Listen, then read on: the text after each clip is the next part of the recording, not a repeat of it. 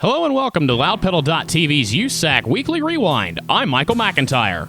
Hobstadt, Indiana was the place, and the Hobstadt Hustler was the race last Saturday night at Southwestern Indiana's Tri-State Speedway that paired USAC's AMSOIL National Sprint Cars with the Midwest Sprint Car Series. The pits were full, and then some, as the 41-car field was pared down to 23 for the traditional 40-lapper that annually signals the beginning of autumn. It was all smooth sailing out front early on for summertime Tri-State USAC Sprint Car winner Carson Short, but on the 8th lap, Short's dream of a repeat performance came to a rest upside down in the second turn. However, he would restart from the tail. Gas City, Indiana Sprint Week winner Tyler Courtney inherited the lead on the restart, but he had a hungry Kyle Cummins right on his tail tank for the lap 8 restart. After successfully warding off repeated challenges from Cummins just before halfway, Courtney bounced his right rear off the turn 1 cushion, allowing Cummins to take advantage to the door left cracked open as he darted underneath Courtney to sprint into the lead off the second turn. In the late stages, a new player emerged near the front of the pack, in the likes of Sikeston, Missouri's Darren Clayton, who is making his first series start since the 2015 Hobstadt Hustler.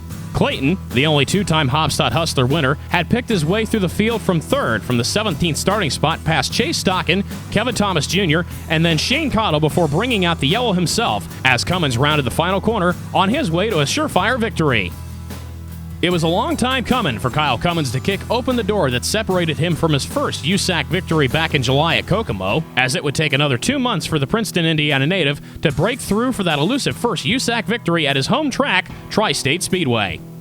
There at the beginning, I got out there at a good run, and then we got the car a little bit looser than what we planned on, and I knew I couldn't get him on the, through the middle to the bottom, so I just ran with him on the top, and we had that one yellow, and I did a little bit of adjustment on the shocks. And I tried the bottom a little bit, and I could stay right with him, but I couldn't pass him.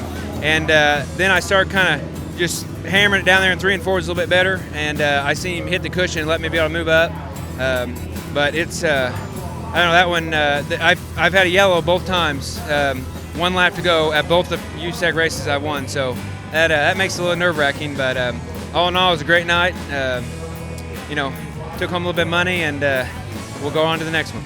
Cummins defeated Tyler Courtney, Shane Cottle, Kevin Thomas Jr., and Chase Stockin. Chris Wyndham was 6th, followed by Carson Short, who flipped on lap 8 and incredibly restarted from the tail and worked his way back to a 7th place finish at the checkered flag. Justin Grant, Brady Bacon, and KSE Racing Products hard charger John Stanbro rounded out the top 10. Heading into next Saturday's Four Crown Nationals at Eldora, Brady Bacon holds a huge 219-point lead over Robert Ballou, who continues to recover from injuries suffered in a crash a couple of weeks ago. Chase Stockin is 3rd, followed by Thomas Meserol and Dave Darland.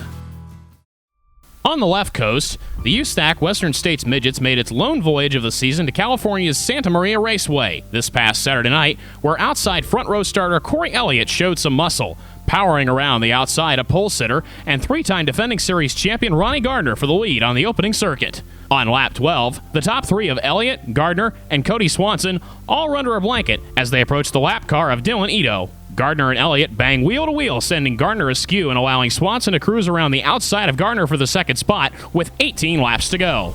6 laps to go. Leader Elliott dives low underneath Maria Kofer to put her a lap down, but gets stuck in the middle as Swanson uses the momentum on the cushion to propel himself to the lead.